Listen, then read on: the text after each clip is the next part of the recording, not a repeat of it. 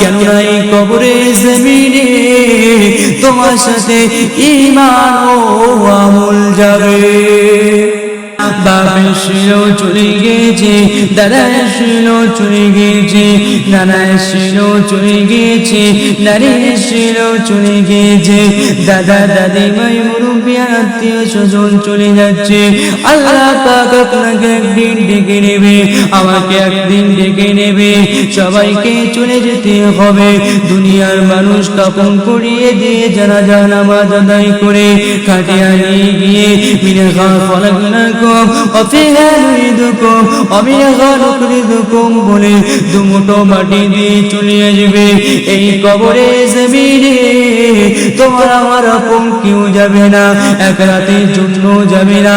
আহারে ছেলেটা চলে যাচ্ছে, মা কত ভালোবেসে বড় করেছে, বাচ্চার সাথে একদিন যায়, প্রথম জায়গা নতুন জায়গায় যাচ্ছে। বাপ যাবে না, মা যাবে না, সন্তানেরা বাবা মার জন্য যাবে না।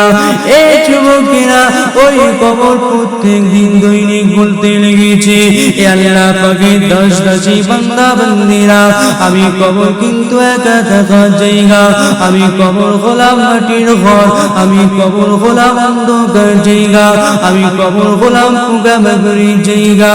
এ যুবকেরা মায়েরা বাবেরা তৈরি হয়ে যাও, কেননা এই কবরে জমিনে তোমার সাথে ঈমান ও আমল যাবে।